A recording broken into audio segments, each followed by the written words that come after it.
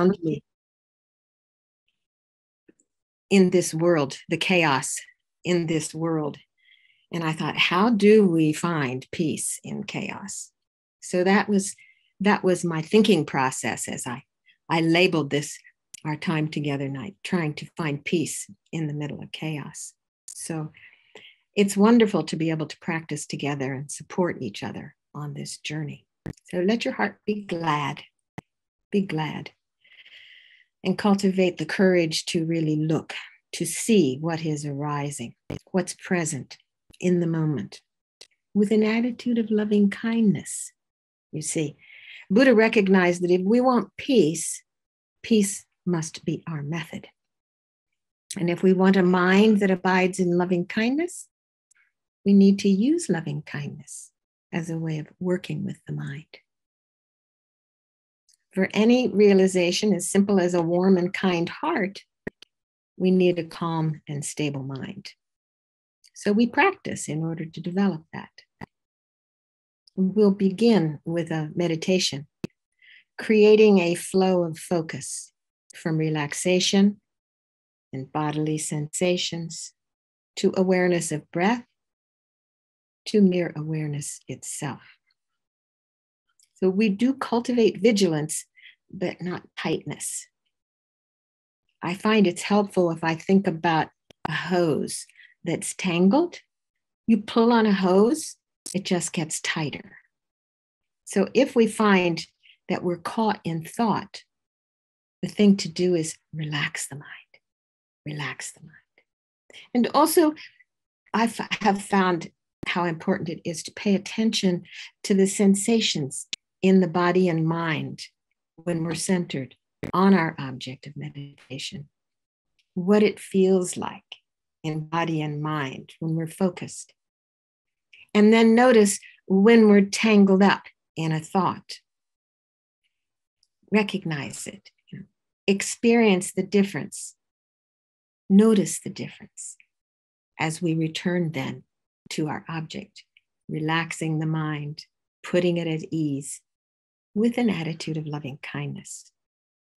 And I do want to say that any instruction that I might give to please, if it's uncomfortable for you, give yourself permission to be at ease, to do what feels right for you, what's necessary for you to feel safe and gently held in loving kindness. Okay? So as we begin, I invite you to find your meditation seat, to settle in.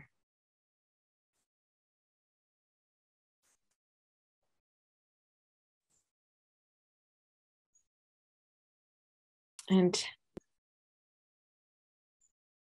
open your heart with a wish for happiness for yourself and for all living beings. Think, may I and every single living being have happiness and all of its causes. I'll help us to have these. And for that purpose, I'll engage in this evening's practices. So please take a good seat and sit fully. Allow your spine to lengthen and straighten to its natural extension, like a flower reaching for the sun. Let it be a central axis around which the body then relaxes into stillness. To facilitate this, I invite you to bring your awareness to the crown of your head, releasing tension as awareness floats down through the body, beginning with your brow and around your eyes. Notice your jaw. Soften, relax and release. Coming into your neck and across your shoulders, all the way down your arms to the tips of your fingers as your hands rest gently in your lap.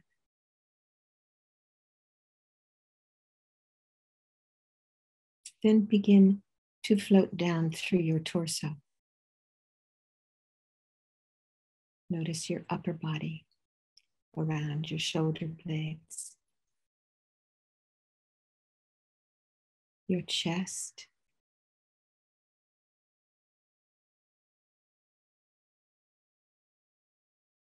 slowly floating down to the small of your back,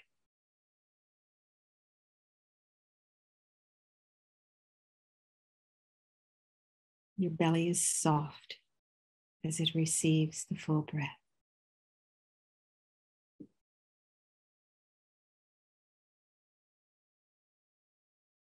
Down to your sit bones.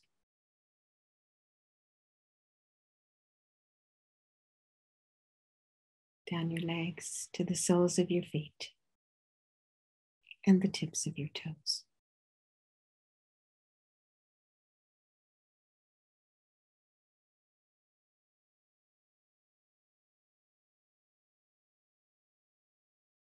Feel the places where your body touches the cushion, the mat, a sense of connecting to the earth, being grounded and safe. Feeling your body on the seat.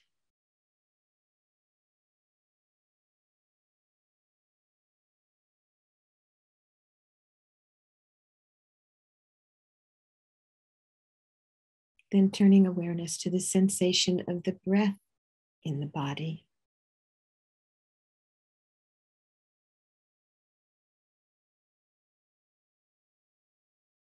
The sensations in the body as the body breathes.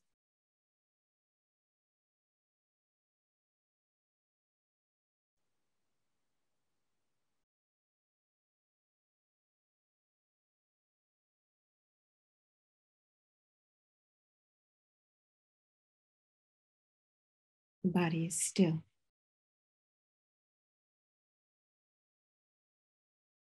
The belly is rising and falling.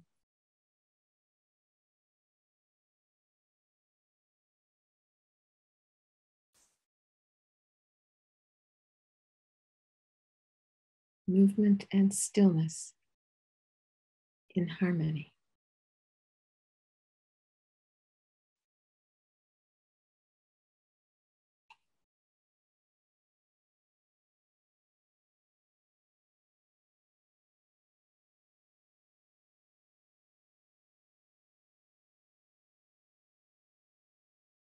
Nothing to do or undo.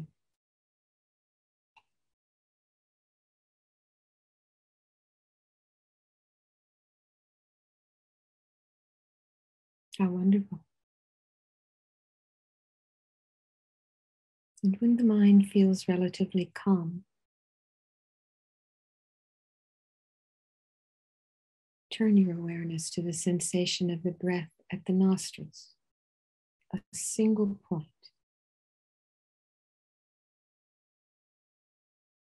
Aware of the sensation right there as the breath flows out and back in again, naturally, without force or impedance.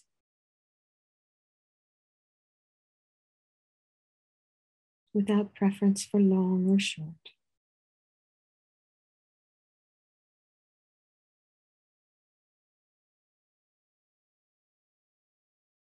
Effortlessly.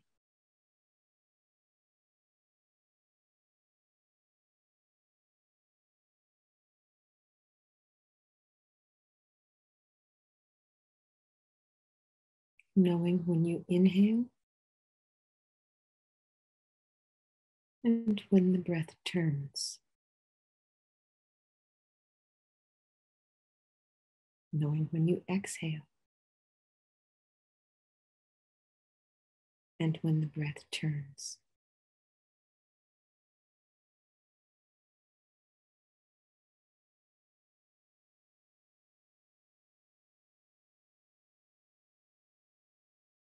Become aware of the still points as the breath turns.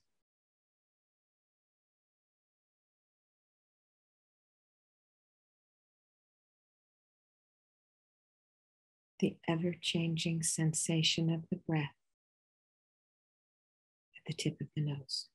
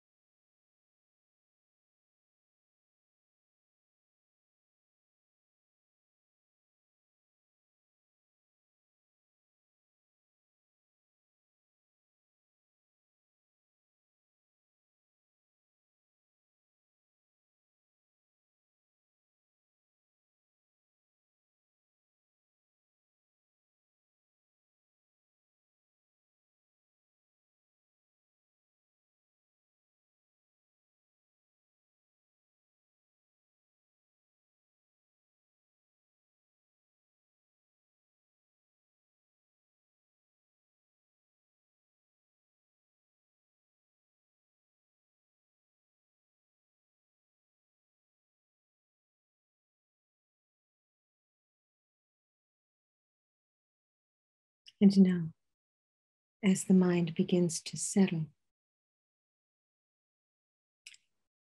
gently let your eyes open.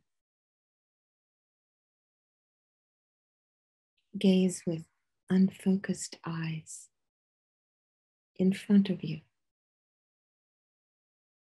and release your awareness of the breath.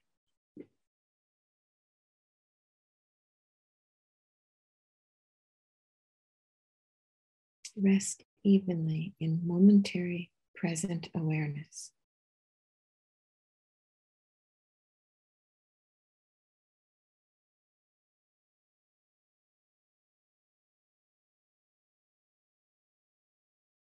Rest evenly like space without a center or a periphery.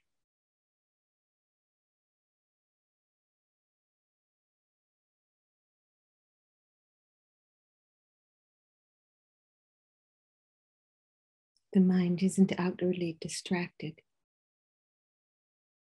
but allowed to settle evenly within, not chasing after the past, not anticipating the future, not analyzing the present.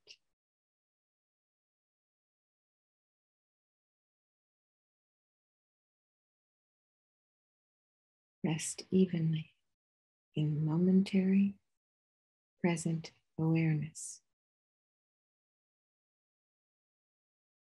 without one who does the resting.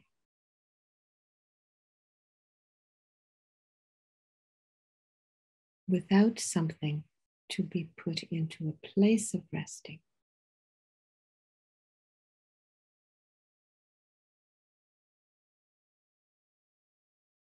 Leave behind all effort,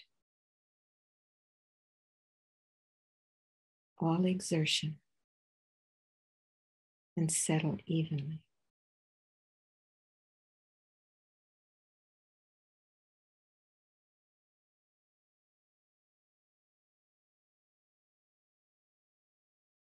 Whatever thought or mental affliction arises, whatever feeling or experience arises, rest evenly without blocking or encouraging. So they are self-liberated. You see how they arise, they abide, and they dissolve. Relax, at ease in the present moment of awareness. Rest evenly in that, without mentally engaging with anything at all.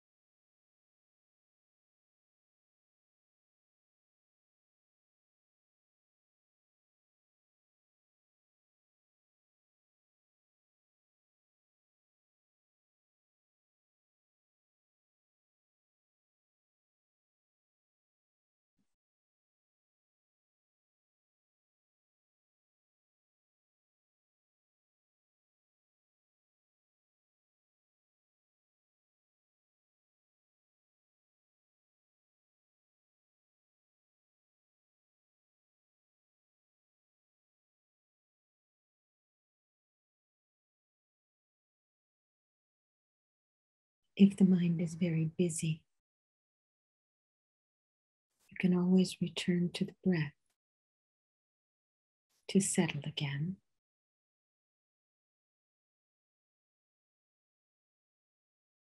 And then release the breath, resting evenly in momentary present awareness.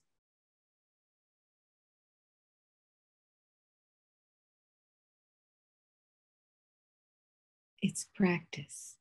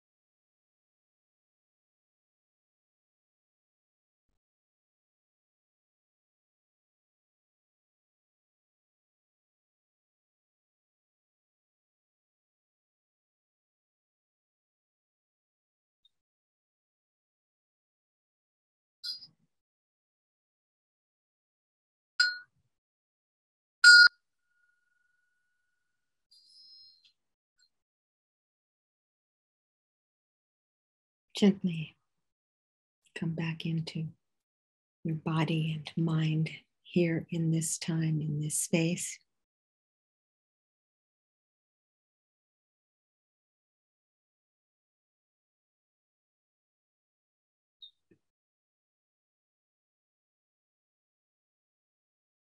So, does anybody have any questions about that aspect? About that meditation? Anybody want to share anything or have a question about it? Or we will carry on. I actually had a question. Okay, When good. if you could describe a little bit more when you said open your eyes and have a undirect gaze, can you explain that a little bit more? So,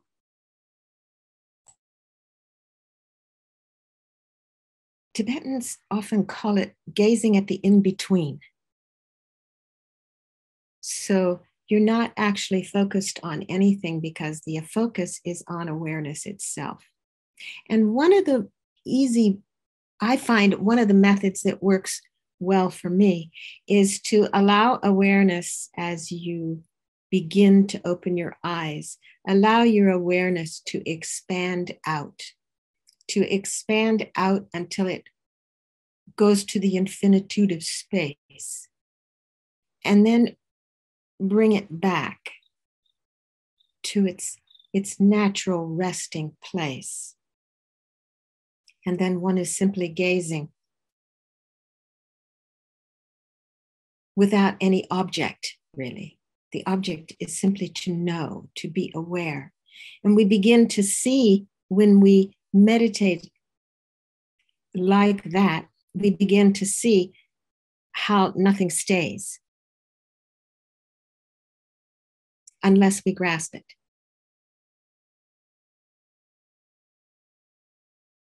So we slowly begin to see what is the nature of this mind. Over time. Does that make sense? Yes, thank you. Yeah. And actually, what you described was similar to what I was practicing. So it was almost looked like the universe expanding, and then it's kind of what it felt like. So thank you. Yeah, it's very good. It's not like you're forcing your mind to do something, but initially, I find it really helpful to take it out and be the universe, right? Be everything, and then bring the awareness back in, because you don't want to work hard to keep your mind out there somewhere, because it doesn't have an out there. It's everywhere. So being comfortable to rest wherever that awareness is in the moment.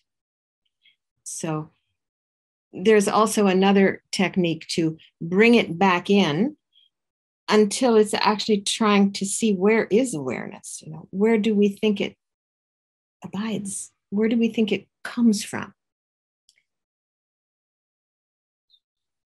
For me, sometimes it just kind of comes in and goes to the center of my body and right out my back. So anyway, it's to practice, it's to think about, it's to work, to see. But that's a very good question. Thank you for asking. So, the most important part of our Dharma practice, our meditation practice, indeed our life, is our motivation. So we say it's the wish to actualize our highest potential, to be of the greatest benefit to all, ourselves included. We have to remember that, not just having this attitude of wishing to free all beings except myself. We're all part of that. So our goal is to cultivate an enlightened mind, which is described by Acharya Geshe Loden as a mind that is filled with the greatest, most far-reaching love, filled with wisdom and compassion, completely free of ignorance, hatred, and attachment, along with all their derivatives. A mind free of mental afflictions. A mind that is an unstoppable wellspring of happiness, peace, and contentment. Filled with boundless joy, and having no limitations to creating beneficial circumstances reflecting that joy. So that's our wish. And when we set our motivation for immutable happiness, I've been thinking a lot about that lately. How important it is to remember that wish, not just once in a while, not just before we set our intention just before our meditation, but to recall it throughout our day. How important it is to remember that every day, as many times as possible throughout the day. Because if we have that wish, we begin to really see how we are behaving in this world. And if we have that wish, how do we actualize it? How do we cultivate a mind like that? The teachings advise us to develop wisdom and compassion through an understanding of dependent arising, interdependence. Every action matters. So wisdom, seeing emptiness directly, isn't enough. Seeing reality as it is, the true nature of reality, naked awareness within which all things are contained, is not enough. This is one wing. Compassion is the second wing. So we need two wings to fly us to enlightenment. And I'm firmly convinced of the importance of generating a good heart, a kind, loving, gentle heart, a compassionate heart, a heart that wishes no living creature to suffer. And I think that's the best method for finding peace in chaos. How do we find such inner peace when our world seems to be manifesting chaos? How do we have a compassionate heart toward the perpetrators of harm? Those who invade other countries, or killing men and women and children, destroying homes and desecrating the land. How do we have compassion for those who take power and suppress the rights of women and children, or anyone who differs from them?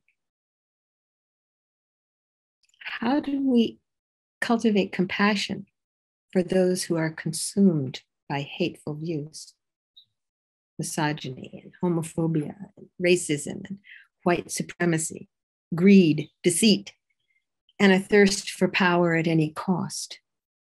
How do we find compassion there? I think, why should I have compassion for Putin and Trump, the Taliban and their followers? They're labeled the enemy. But an enemy is simply someone who has harmed me or someone I love, someone I care about. Why should I cultivate compassion for them?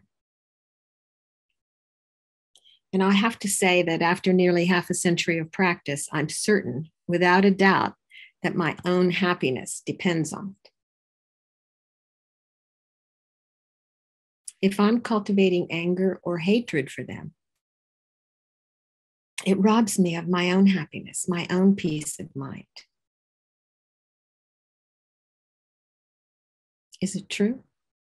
If I'm cultivating hatred, I'm cultivating anger. Lama Zopa Rinpoche once said, "No amount of makeup can hide the ugly on an angry face." If I'm honest with myself, if I analyze and investigate, I see the effect of cultivating hate. I know beyond a doubt that my own happiness, the happiness of those around me, and the happiness of the world depends on cultivating compassion. for the victims as well as the perpetrators. So now make no mistake. This doesn't mean accepting or condoning or turning a blind eye to the harmful actions of others. They should absolutely be condemned. But the persons committing those acts are pitiable. I think you know, we have practiced using the seventh Dalai Lama's complete path, where he says, the mother beings wandering in the six realms, these infinite beings are covered by the fog of ignorance, constantly lashed by whips of delusions. They have no chance to lay down the burden of misery from their minds. Therefore, whenever you meet anyone, greet them with eyes smiling with love. Constantly lashed by whips of delusion, they have no chance to lay down the burden of misery from their minds. Think about that.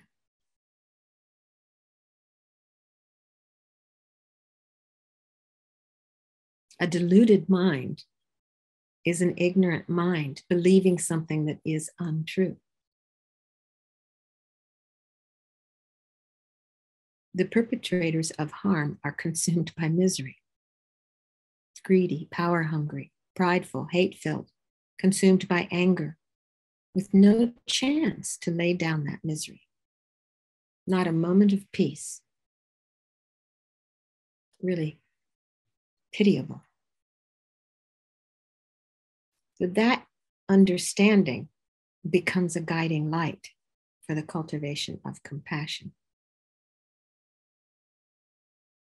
Now, it's a simple thought, oh, I should have compassion for this one or that one, isn't enough. It's unlikely, just saying that once in a while, that compassion will arise in the mind the next time you see or hear of another atrocity. So just like wisdom, compassion has to be cultivated so it becomes our default mode. It's what arises automatically rather than its opposite.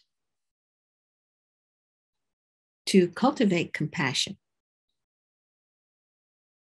we often are taught the practice of tonlan, taking and giving. So this is a practice of removing sorrow and giving happiness, taking away pain, and offering whatever is needed to bring joy, peace, and well-being. And it's a practice of conjoining this wish with the breath. And we begin, importantly, with ourself, where we say, may I be happy and well. And we energize the love at our heart, allowing it to fill our body with a sense of being loved. Thinking, may I actualize my full potential. And then we turn this attention to others, individually, friends and family first. They're easiest. And then to the troublemakers in our life. These are the ones who we have to work on. And then strangers. These are ones that we have yet to meet. We remove suffering on the in-breath, which energizes our love. And then may you be well and happy. And we surround them with loving light. And in our mind's eye, we watch the transformation.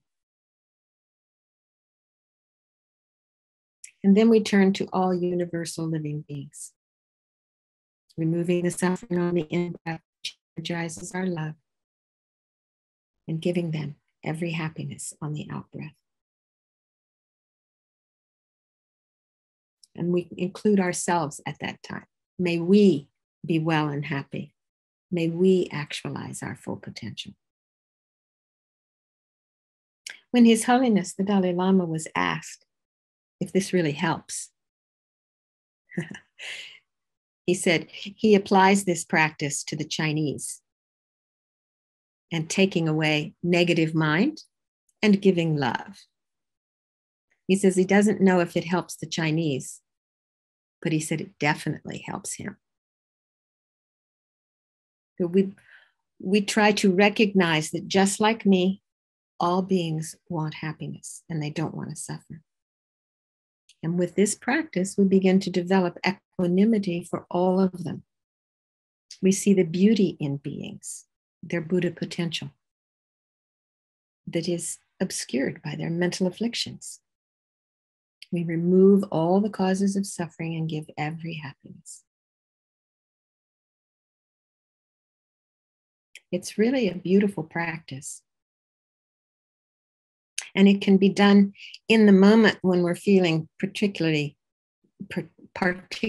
disdain for someone who has appeared before us in whatever way. To remember that they are like me, longing for suffering and longing for freedom of suffering, longing to be free of suffering and to have every happiness, just like me. To remember that. And then to think how it is that a person who has some of these attributes are really pitiable. To have compassion for them as a result. It's very helpful for one's own peace of mind to cultivate that kind of universal equanimity. So I would like to practice together. And if you like, so we recall our wish for the happiness of all sentient beings, knowing that we need greater wisdom, greater love, greater compassion in order to actualize this wish. Then we practice. We take refuge in that which we believe will help us to develop these enlightened qualities. We take outer, inner, and ultimate refuge. So please imagine yourself surrounded by all sentient beings and feel that you are going to lead them in this practice of refuge. So if you have the prayers open, that's fine.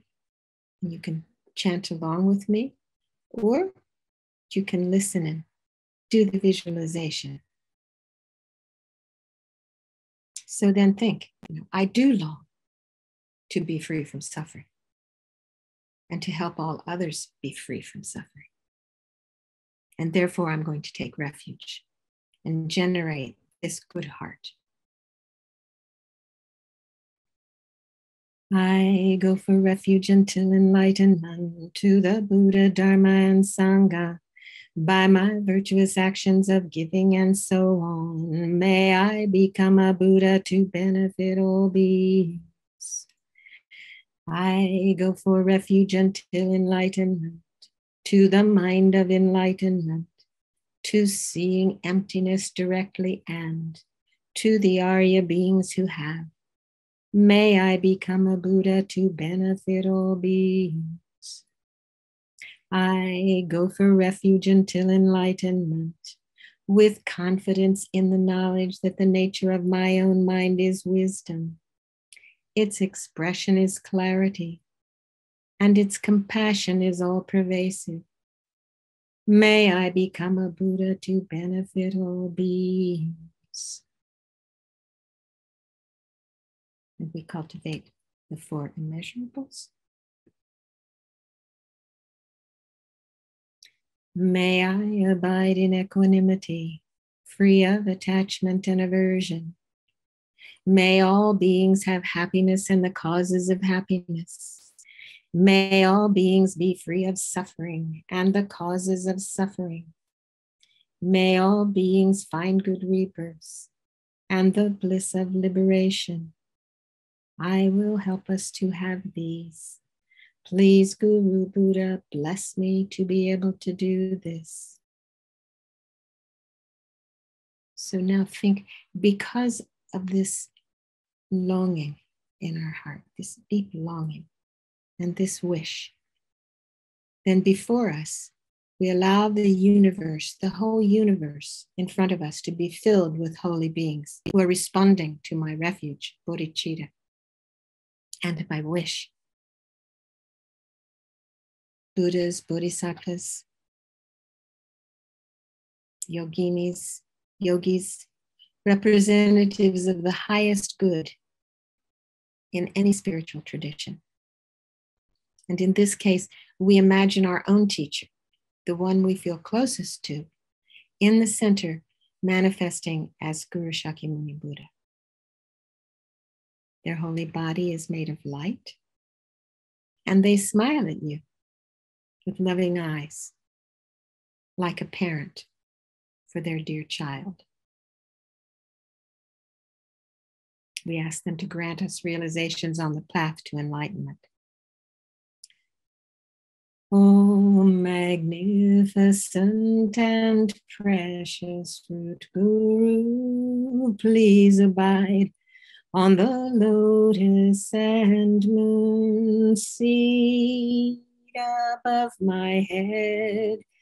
Guide me with your great kindness and grant me realizations of your holy body, speech, and mind.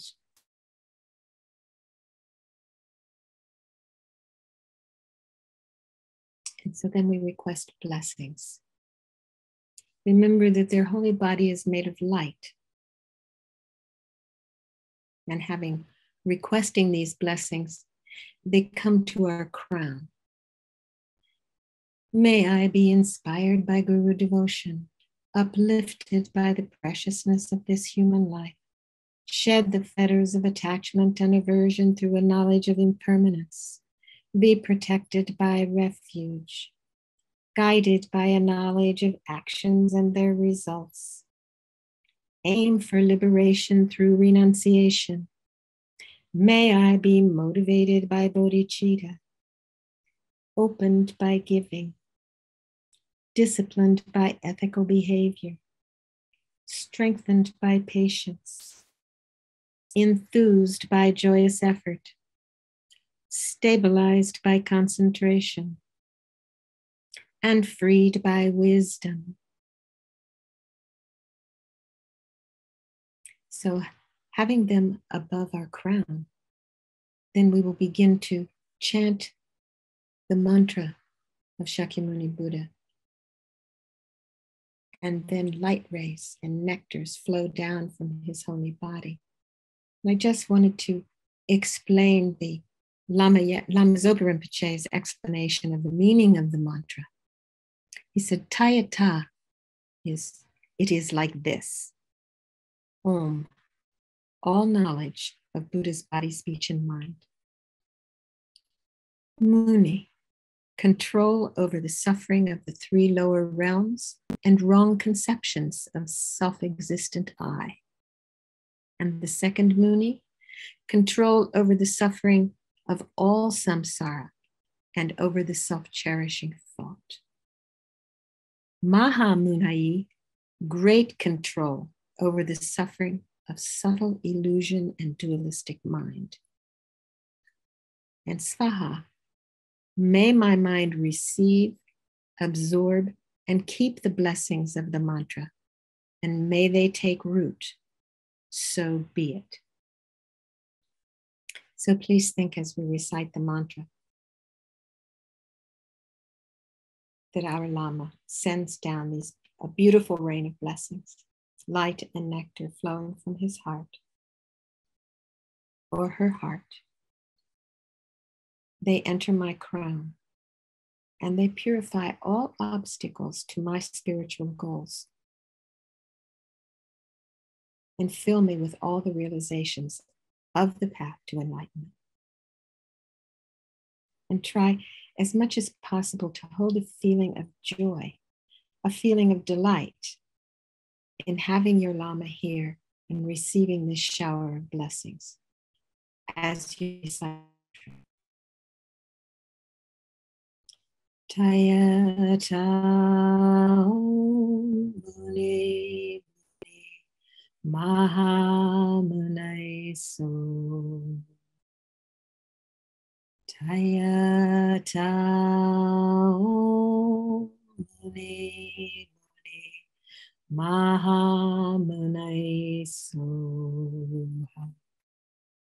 Taya Tao Muni Mahamunai So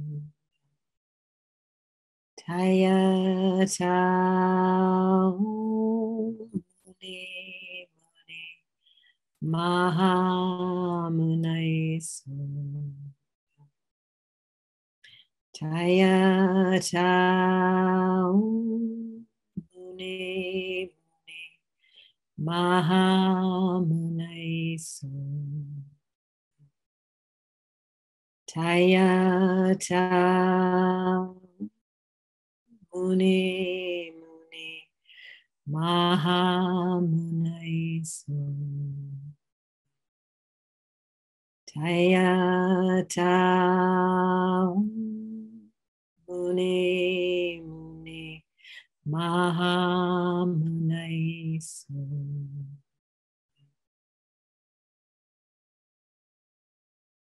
And then we make this request.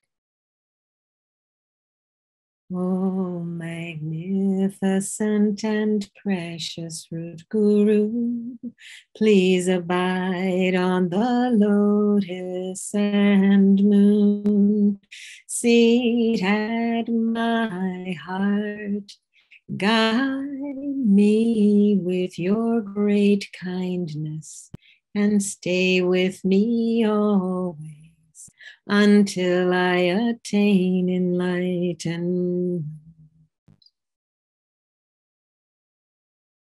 And so now experience your Lama melting into a small sphere of light above your head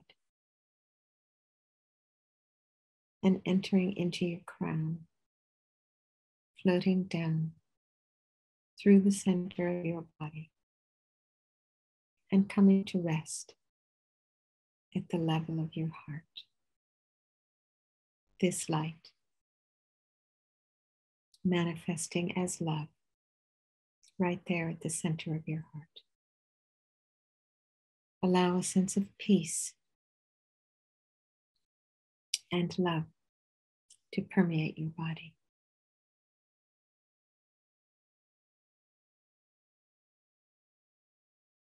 Let this small sphere of blissful light gently radiate out from your heart center.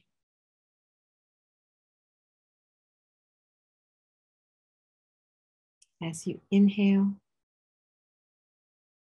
experience it is energized. And as you exhale, allow it to expand.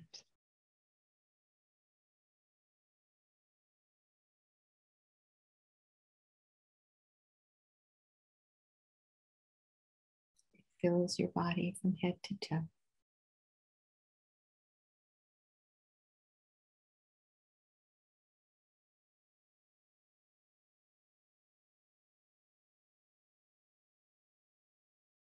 And you know you are loved.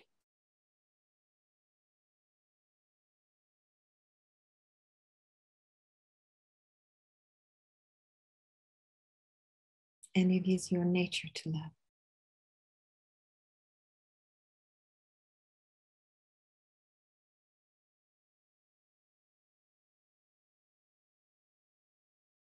Energized on the in-breath and expanding on the out-breath, becomes uncontainable and passes through all of your pores, creating an aura of light around you.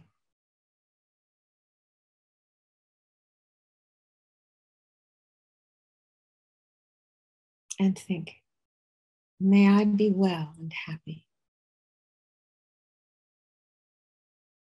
May I actualize my full potential.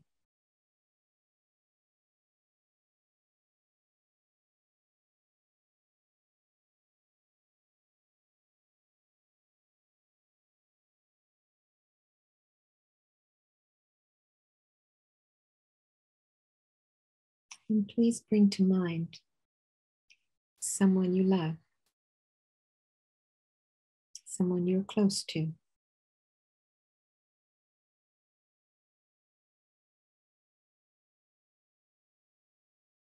And just like you, they want to be happy and free from suffering.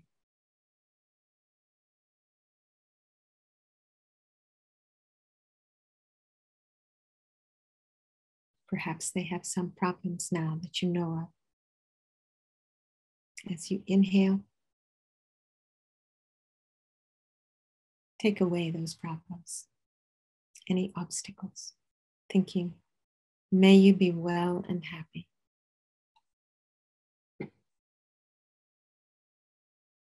And as you exhale, think, may you actualize your full potential.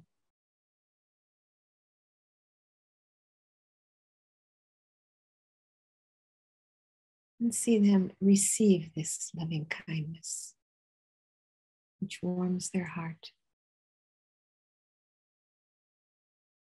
gives them peace and joy.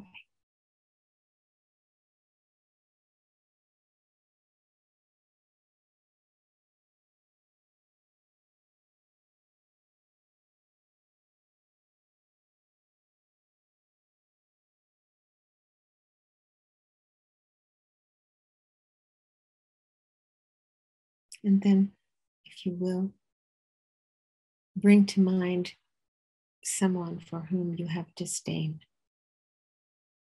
someone whose mere name gives you a headache. Bring them here before you.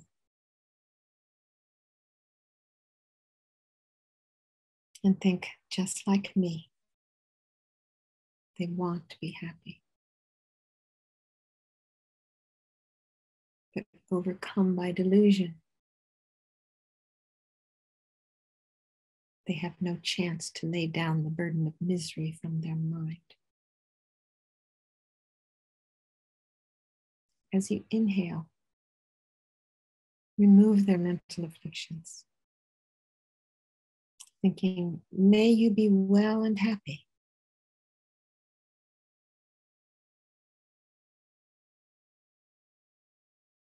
And as you exhale, may you realize your full potential.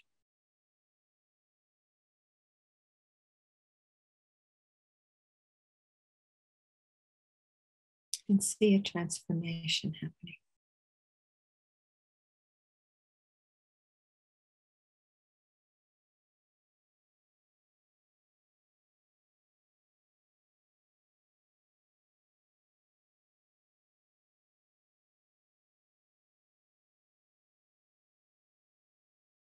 And then please bring to mind someone you might label a stranger, but whom you meet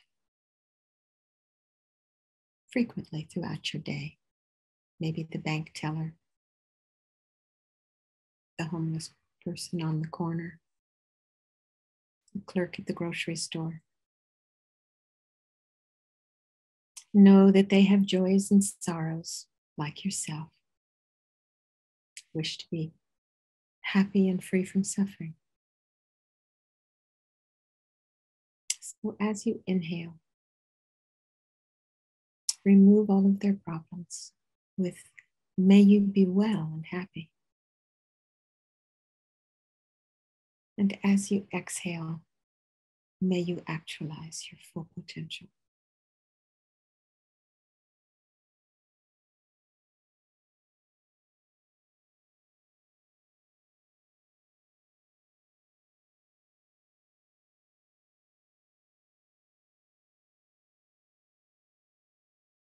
And see the transformation happening.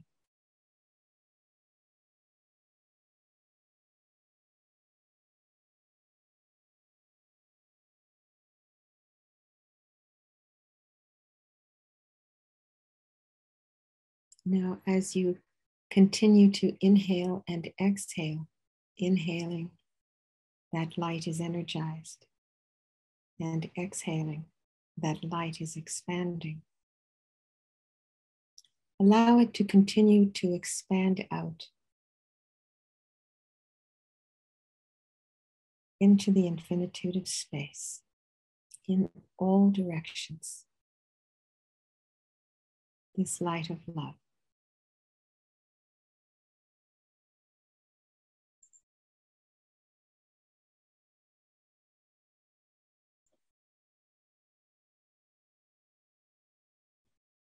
May all universal living beings be happy and well.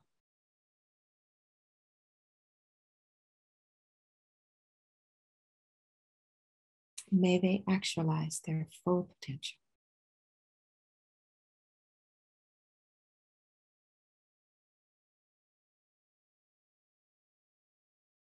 And we imagine a world filled with joy, where everyone we meet inspires us with their generosity and love.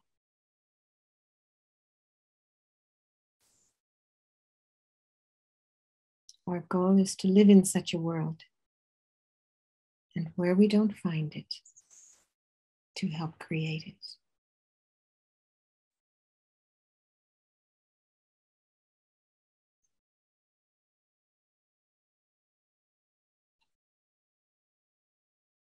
And then gradually, like breath on a mirror,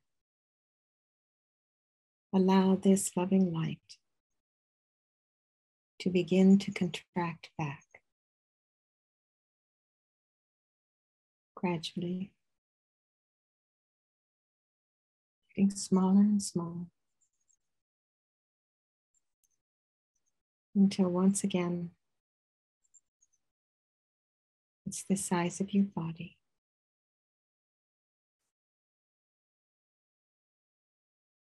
Becoming smaller until it's a very small sphere of light right at your heart center. Penetrate the light with your mind and be aware as it dissolves completely into clear light, into naked awareness.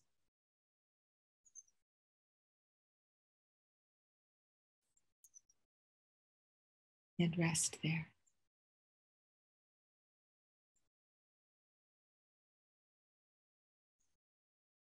Where there is no one resting and nothing to be put into a place of resting.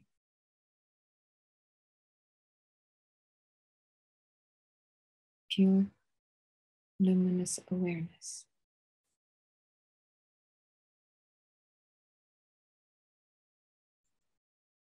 Clear and knowing.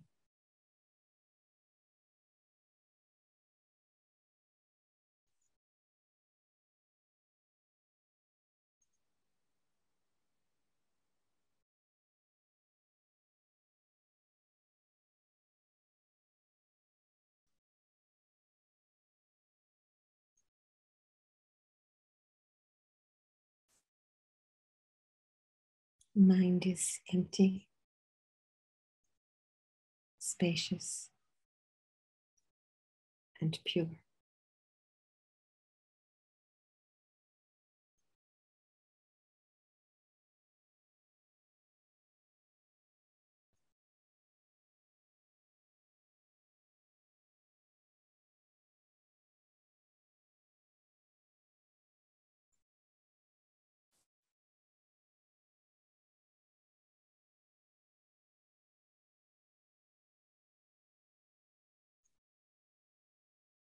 Its nature is clarity.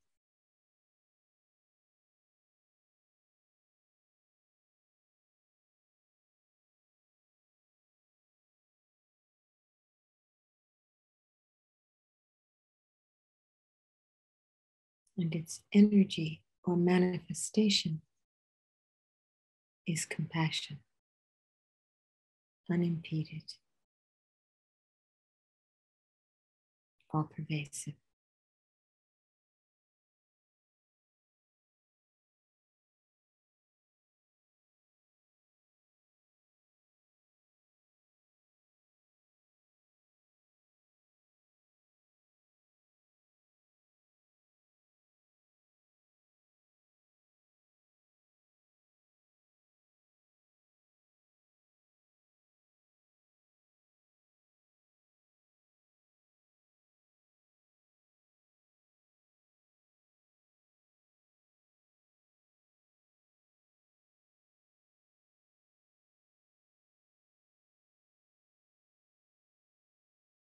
How wonderful.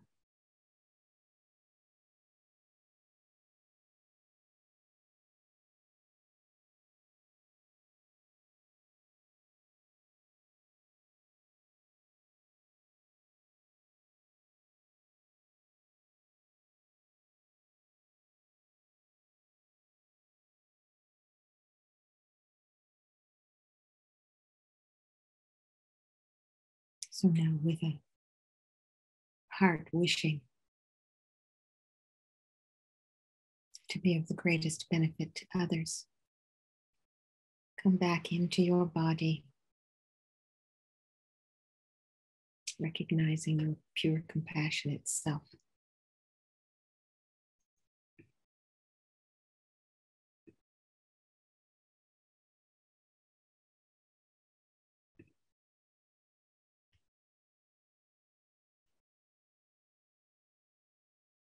So I have some dedication prayers for us. I thought maybe I could ask you if you have any comments or questions about the practice. You see,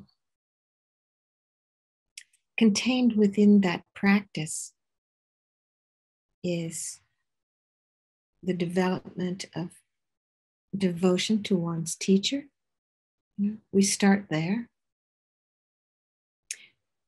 The whole path to enlightenment, as we request blessings, all the levels, all the stages, all the points are there. And as we dissolve our Lama into us, and we practice this compassionate act of bodhicitta, this giving and taking, we grow our compassion. And as we dissolve completely, we grow our wisdom, understanding our true nature. And it's not a one-off. Some days you'll have Dharma ahas, where you really do understand, you get it. And other days, we're kind of thick. So, but over time, we begin to, as we marinate our mind in these practices of growing wisdom and compassion, and an understanding that there is an interdependence here. Nothing is a standalone.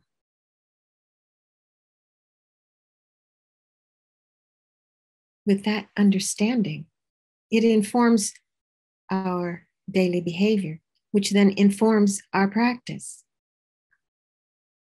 So it's a win-win.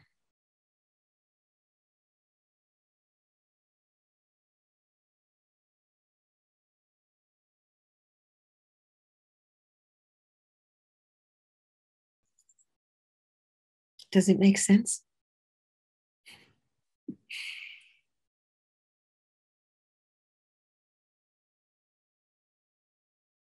How it is that it works. Really, Dharma practice is mind training. Our world comes from our mind.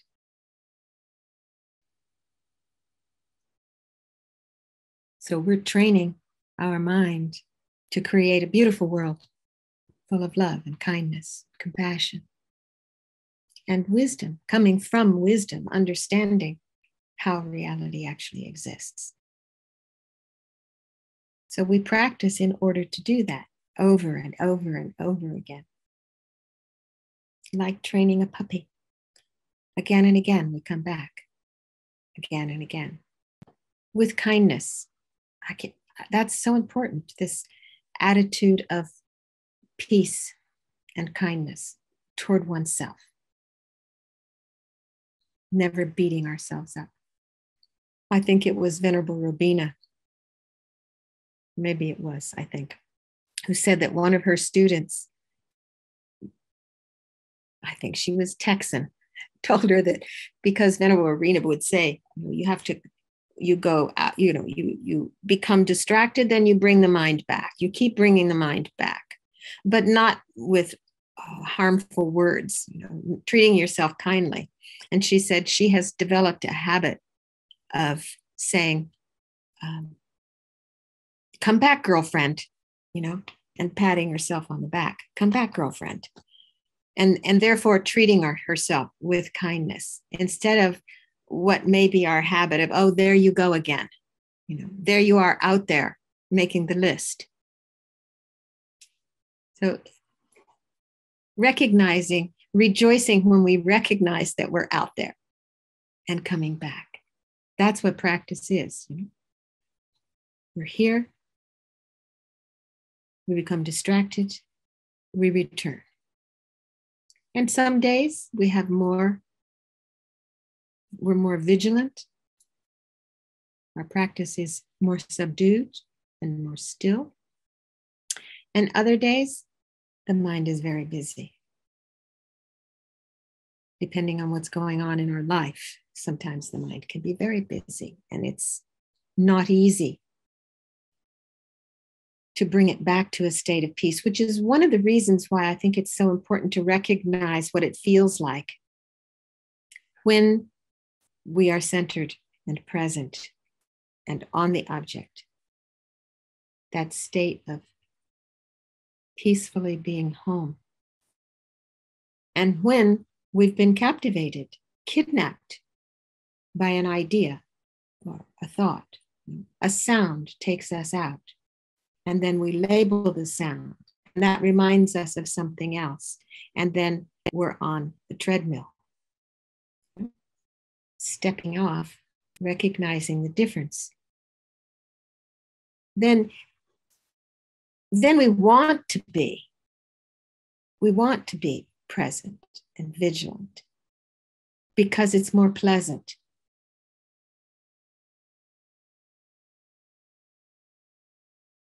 Yeah. So anyway, that's my experience. So it's really important not to allow the mind to engage in fantasies about the future or ruminations over the past while you're meditating. As soon as you recognize that that's where you are, to come back to your object of meditation, whatever that is. Very important, very important. We don't want to establish a habit of always being out there. We want to establish a habit of being present. So that's what we do. So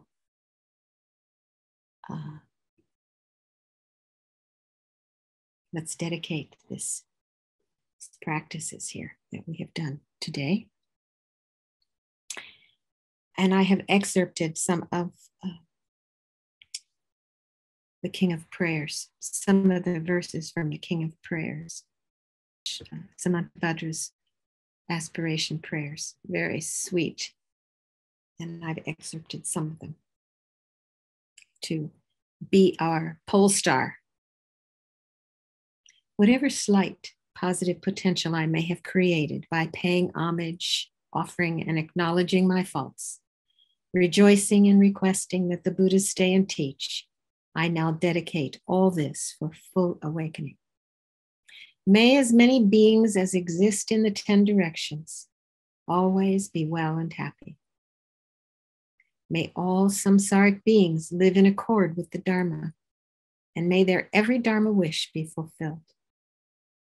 May I be gentle-minded, cultivating the 6 paramitas, and never forget bodhicitta. May I completely cleanse, without omission, every negativity and all that obscures this awakening mind.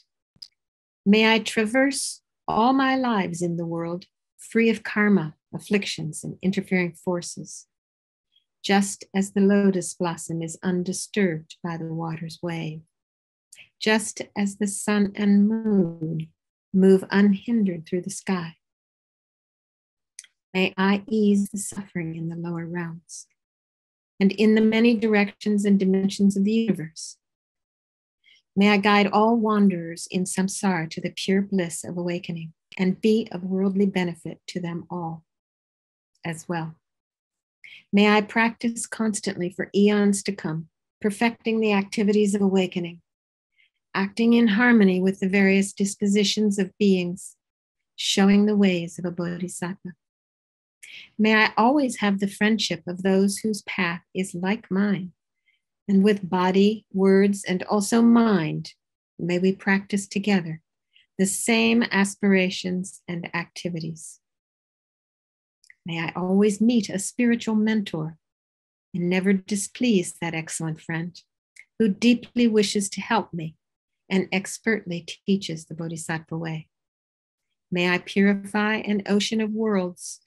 May I free an ocean of beings. May I clearly see an ocean of Dharma. May I realize an ocean of pristine wisdom. May I purify an ocean of activities. May I fulfill an ocean of aspirations. May I make offerings to an ocean of Buddhas. May I practice without discouragement for an ocean of eons.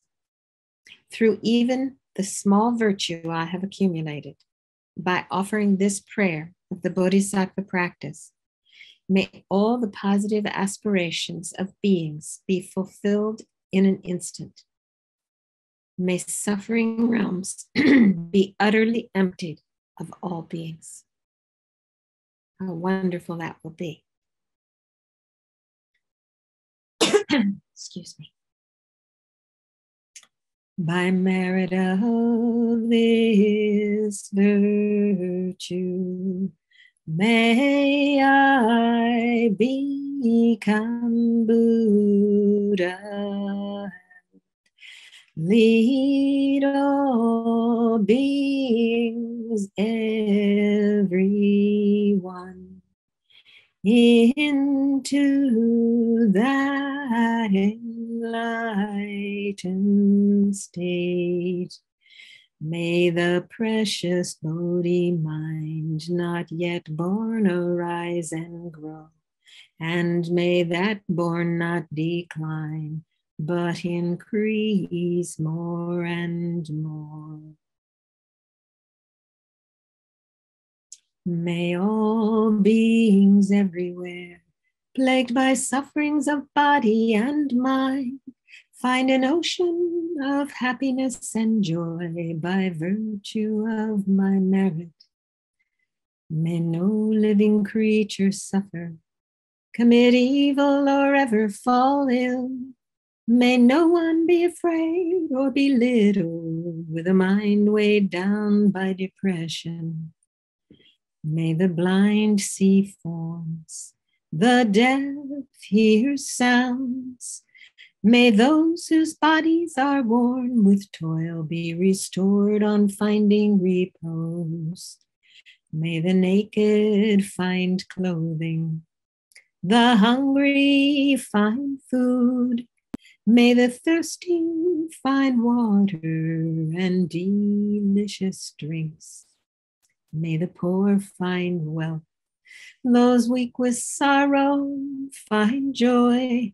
May the forlorn find hope, constant happiness and prosperity.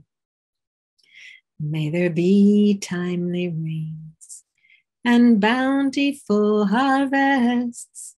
May all medicines be effective and wholesome prayers bear fruit. May all who are sick and ill quickly be freed from their ailments. Whatever diseases there are in the world, may they never occur again. May the frightened cease to be afraid, and those bound be free. May the powerless find power, and may people think of benefiting each other.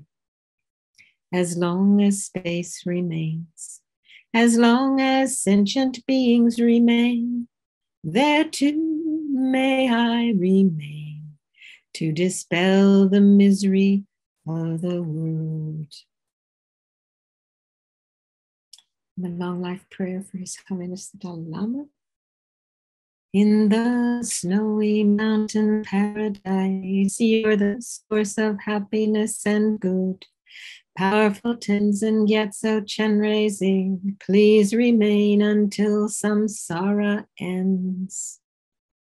And for Kyabje Zopa Rinpoche, great upholder of the moral way, bountiful bearer of everything good, sustaining and spreading Buddha's words, expounding magnificent prayers.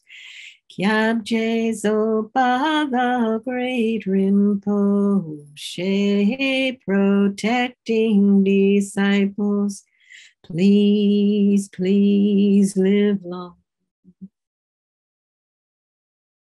And then for all of our teachers, reciting Aryatara's long life mantra for all of our gurus. Om Tare Ture Guru Ayo Punye Gyana Pushtim Kuru Iso.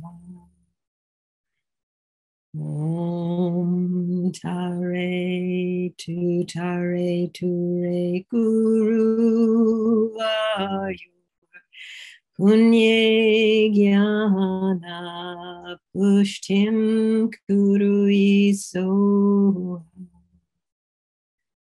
Om Tare Ture Guru Ayu Punye Gyana Pushtim Kuru Iso.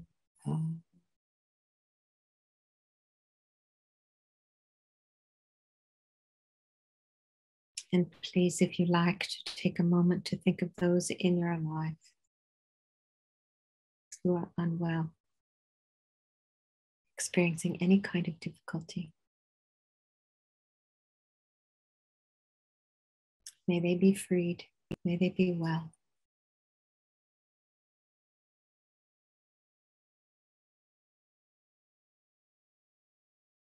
And those who have passed away,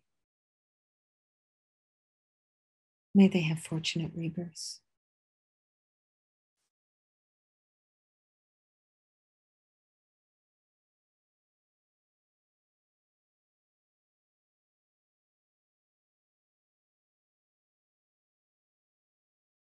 And may all war be finished.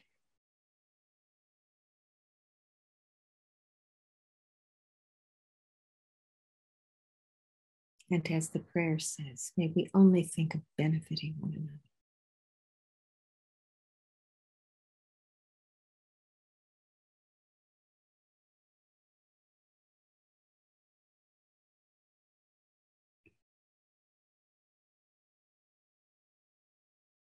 Great. Thank you so much for allowing me to be here, share the practice with you. It's good. May you all be well and happy. And until the next time.